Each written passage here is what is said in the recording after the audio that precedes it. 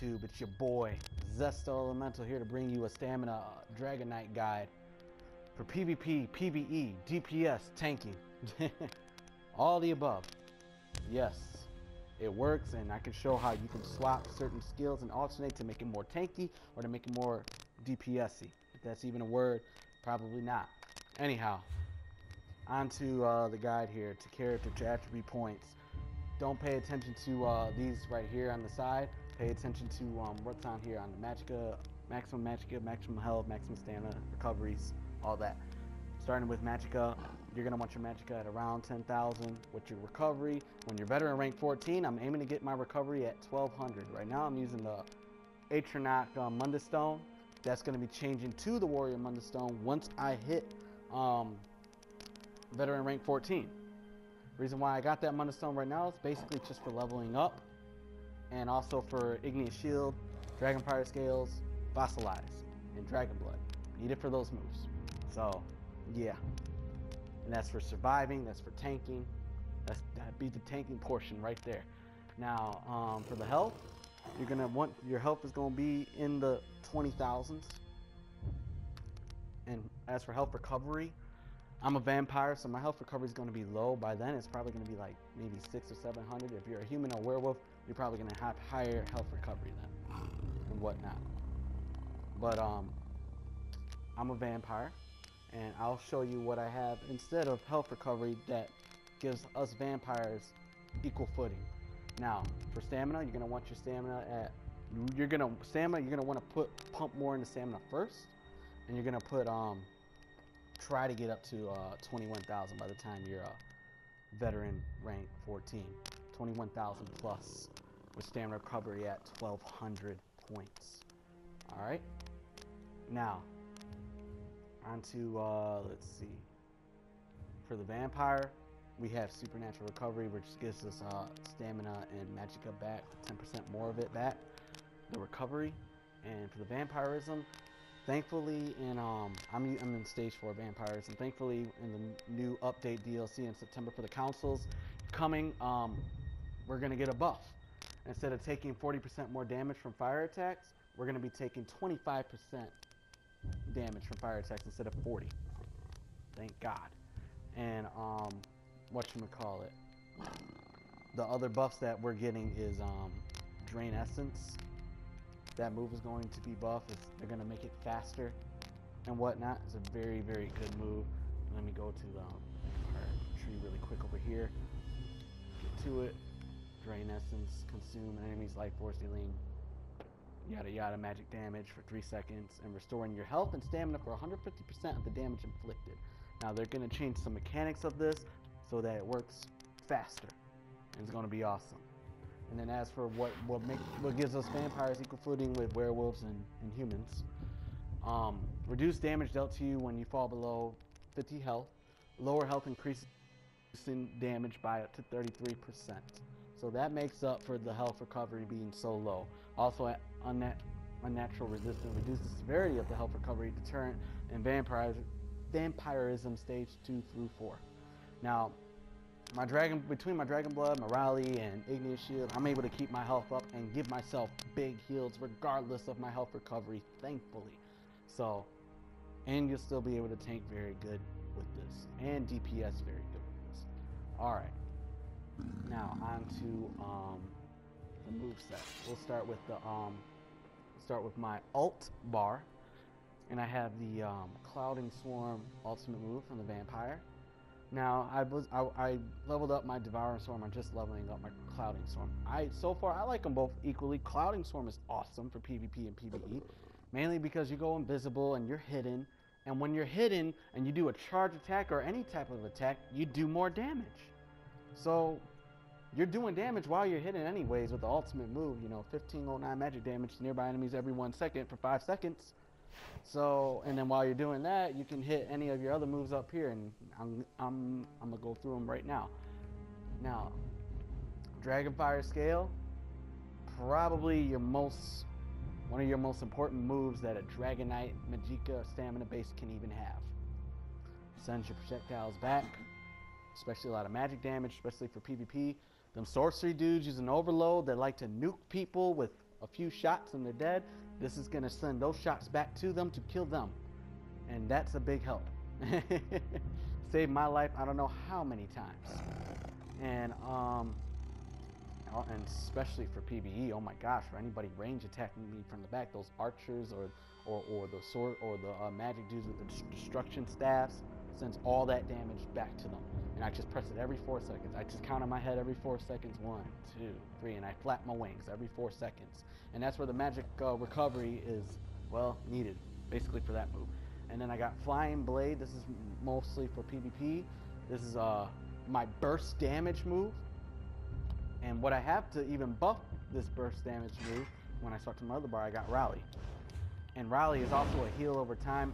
Most stamina builds for all 4 classes normally have two-handed, with their alt bar being any other weapon. But two-handed is going to be your choice of weapon on your main bar. Mainly because of this move, because it buffs all your physical stamina attacks, and it heals you over time, and it gives you a burst heal the longer the duration, as you can see how big it is. And I buffed this with Igneous Shield, making it bigger, as you can see. Now, when I go back and forth, you see how it goes down to 903. Now if I do it again like this, like so, it'll start charging. You see the numbers? 1805, 2157. You see, as longer it goes, the more it gets higher, and you can buff it with this Igneous Shield. That's where it's like, oh, health recovery, who cares? Because look what you got for healing to get your health back up. Very nice. Okay, now back to the alt bar again.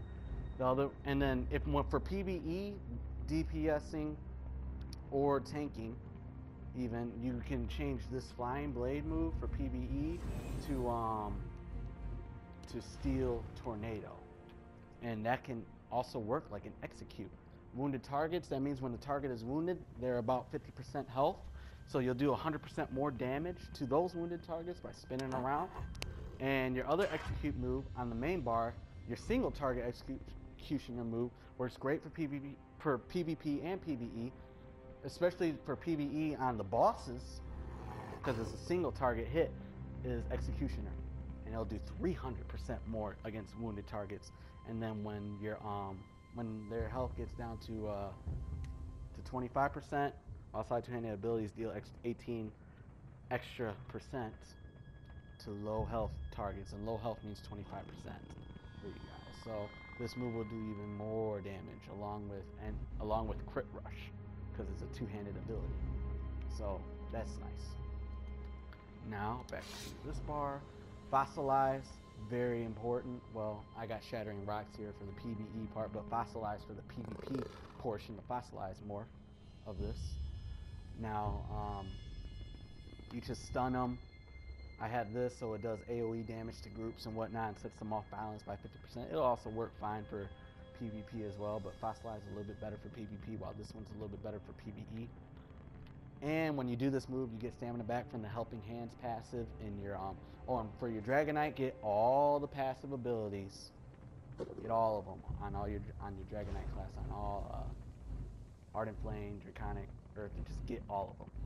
Especially for any changes that you may make later, those passes are going to be very useful. Now, all right, back to the moves up here. The next move I got is Coagulating Blood.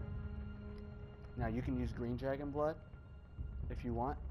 I'm using Coagulating. I like them both equally. I go back and forth playing with them. But ultimately I'm going to be switching that when the time comes. When I hit Veteran rank 14, I'm going to be hitting the Cyrodiil hard. And I'm going to be trying to get Vigor here in replace of that. But I'm using that as a substitute for Vigor right now, getting the hang of using that. Vigor, what Vigor's going to do is going to heal you and your teammates, whoever's around you, your group mates, and whatchamacallit. Your heals are going to be based off your stamina for Vigor. So that's another nice thing. So the higher your stamina, the more heal you're going to get. Very nice. And then one of the most important moves is Quick Cloak with my dual wield. Quick Cloak, especially for PvP, increase your movement speed by 40% for 5 seconds. Also grants you reducing damage you take from area attacks by 20%. And while active, every 3 seconds the blade strike enemy damaging them for, well, for me, 561 physical damage. That's going to go up. The more stamina you pump in, the more damage this is going to do. Plus, I buffed this with Rally, of course. Now, the other morph to this particular move, Blade Cloak, is great for burst damage as well, but you won't have that speed boost. And it'll probably be better for this morph that I got, Quick Cloak, is better for PvP, while the other one is better for PvE, because the other one does really good burst damage. But I'm too lazy to switch this morph to the other morph for the PvE, even though I'm doing PvE right now and whatnot. So, but yeah, I'm fine with this, and I have hella lot of fun moving fast as hell while I'm doing all my attacks and moving around, dodging and blocking everything. It'll also be very nice for your tank for kiting and whatnot. Now for tanking, you'll probably switch either Quick Rush or this move right here, and you'll switch it for Inner Fire, because that'll bring aggro to you, and Inner Fire is under the Undaunted. Let's see, it's under Undaunted. You'll put that there. Now if you're sorting board, just use, you can use and Inner Fire also has a stamina morph. I just haven't leveled it up at all because I haven't tanked that much recently. But basically, what you call it, it'll work. It'll work perfectly fine, because this build is also based on survival and staying alive, and that's what being a tank is all about anyways. But I like to do damage. I like to be more of a DPS and whatnot. But if I have to tank, at least I have something for the group. If I need to tank, I have something right then and there to offer. Now, using Sword and Board, just use Puncture, and you don't have to. If you're using Sword and Board instead of using Dragonfire Skill, you can use Defensive Stance. That works just as good, and it'll cost you stamina instead of Magicka. And you can just keep your Magicka for Fossilize or Shattered Rocks and Igneous, spamming those to help you out. And not only that, like the Sword and Board, what you would do different, like for here you probably put Puncture, and then for here you would put you would probably put maybe Invasion or Shielded Assault, something that helps you make it move fast. or even better yet, you use Heroic Slash. Gain your ultimate, it'll hit, it hits hard, it hits good. Gain your ultimate faster, get that battle roar. You know, when you do your ultimate move, you get all your resources back up by 70%. Your stam, your Magicka, and your health. Great for tanking, obviously, that move. For the one-handed shield and whatnot. But yeah. And then as for over here, Crit Rush is my gap closer for PvP. You can switch this move for PvE, obviously, if you want to anything that does damage, anything you might like. Let's see, like, you can even use, you can use Spiked Armor, the more for this Volatile Armor. You can use, there's a lot of anything you can use. You can really use anything. Your choice. Or you can, one of the best choices, I think, is in the Fighter Guild, and you use Expert Hunter to increase your, especially for DPSing, increase that weapon critical rating by 1789, which is very nice, and 15% chance to cause additional 2943 magic damage against undead and Daedra, and a 4% chance against all other enemies, which is, you know, for PvP players, anybody else. But yeah, that's nice too.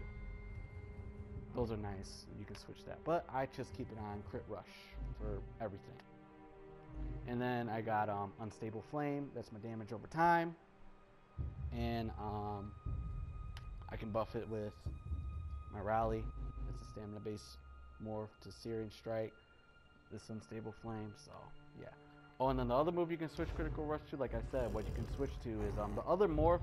The only other stamina morph that Dragon Knights have is Fiery Breath. I wish they did this with Lava Whip instead, but they did it with Fiery Breath, and you would go with Burning Breath, scales off. It does damage over time as well. You do that along with Unstable Flame together, they're gonna do hella lot of damage together. The only reason why I wouldn't use it much in PvP is because, well, the damn Night Blades can cloak up and clean themselves of those damage over time. So I prefer to burst damage over time. That's why I got Flying Blade and whatnot. So it's all good. It's all good. Now, let's see. On to the. Oh yeah, and the one ultimate move. I'm using Flawless Dawnbreaker. You can change this if you want to whatchamacallit, Dragon Leap, Ferocious Leap, if you want. That would be the one change. Or to Magma Armor for weapon ability. They also have one to increase your weapon in there. But I prefer Flawless Dawnbreaker mainly because of the cost. 100 ultimate. And since we have Battle Roar, gets my stuff back up, especially when I need it when I'm in a pinch and whatnot. Great for DPS, great for tanking and whatnot, PvP, PvE. And now on to the champion points. Where you want them? Most important one, I'm gonna start with the most important, probably tumbling. You're gonna want this whether you're Magicka base, Stamina, any base, any class. Tumbling is important. I want to get at least 20 up into here and whatnot. Then I'll be working on my Stamina recovery, obviously, and my magic recovery, trying to get those to 1200 by the time I'm better than rank 14. 1200 with the armor sets and all that. Oh, and yeah, I gotta tell you about armor sets. We'll talk about armor sets right after these champion points. And then obviously here for the stamina and Magicka. And be sure to check up here, more for here. Now, with champion points, you can be real flexible if you want here. Like, I might take some out of here, but out of Blessed. But I'm gonna keep it on there for now because I like to be able to heal myself and stay alive. I don't like being squishy. Here, whatever weapon you use most, put it in the weapon you use most. Me, I'm gonna be using Blade Expert. I just haven't started in here yet, but I will be. And then over here, probably the most important, you're gonna put most of your stuff in a Mighty and Precise Strikes. You're gonna have more points in there more than anything. You have some piercing, some into the magic, mainly because my Dawnbreaker and my Vampire and my Dragonfire skills and my Fossilize, those moves. Whatnot. Whatever you use, put champion points in what you use. And then over here, you're gonna want something in all three. I know I don't have any in all three because, well, I still need more champion points. But my next champion point for this is going into here in the resistant. And get your block expertise. Your block expertise is going to be up even more because, well, reinforce. Look at that. When activating block, gain a damage shield for 1100 every 10 seconds. Yeah, that's why. And then over here, very important, Werewolf, Hardy, Vampire, Elemental Defender. Werewolf because the poison damage, the disease and all that. And then for Elemental Defender against the flame damage for the vampires. And then also for this, restore Magicka when you take flame, whatever. Equivalent to 30% of your maximum, and then they got a lot of nice passives up in here. And then over here, Bastion for my Igneous Shield, Quick Recovery for my healing, Heavy Armor because, well, I'm gonna get into my armor. As you can see, I got 5 pieces of Heavy Armor on, so I'll be pumping some into here. Now you can, if you can do this build with medium armor as well, light armor not so much, but medium armor or heavy armor, the choice is yours. Heavy armor for more tanky, medium armor for more DPSing. You can mix it however you want. Now, onto the armor. For enchantments, most of your enchantments in your armor are going to be stamina enchantments. I know I got some health. I'm going to be rearranging this. So, but anyhow, how I have it set up and how I will have it set up at veteran rank 14 is basically I'm going to be going for an Undaunted set, Engine Guardian, and Engine Guardian headpiece and Engine Guardian shoulder. I'm going to have those for stamina regens and whatnot. And then for the chest, the hands, the legs, and the feet, and one other thing, maybe the either the neck piece or one of the rings or something. But I'm going to have the White Strix armor on there, and the White Strix armor you can get for medium or for heavy, so the choice is yours. But White Strix is the main thing that you're gonna want. It's gonna help you keep alive. It's gonna help you with. I think it's gonna help you with some damage. It's very good armor. Most of the best stamina builds period on the Elder Scrolls Online on the PC use that armor. Very, very popular armor. Now you can switch it if you want to. Now, what I'm going to do for my waist, for waist and hands, my hands are going to be medium armor and my waist is light. And for your medium piece, or even for those that are going mostly all medium armor, Then for your one heavy piece of armor, you're gonna put well fitted enchantment or thing on there or whatnot. Oh, and yeah, well fitted for running. Just to save some on your running, because you know your stamina and you sprint, you kind of want to save up that stamina, and you're gonna be doing some sprinting whether you tank or DPS anyway. So hey, especially for PvP. And then for my waist, I got the Mundstone effect. I'm gonna have the Warrior Mundstone in the end. Right now I got the Atronach one just for leveling up, and with the Warrior, yeah, increased weapon damage and whatnot. And the waist, that is going to be veteran rank 14. The armor set I'm going to have for the waist and the rings and the necklace is going to be Warlock for my magical recovery. So I can get rid of my Atronach Mundstone, which is basically magical recovery. So yeah, that's going to change. And then the other thing for the armors, for your white streaks armors, you're going to want to increase the armor value, whether it's medium, whether it's heavy. And that's about it. If you guys have any questions, feel free to comment, or any suggestions even, feel free to comment.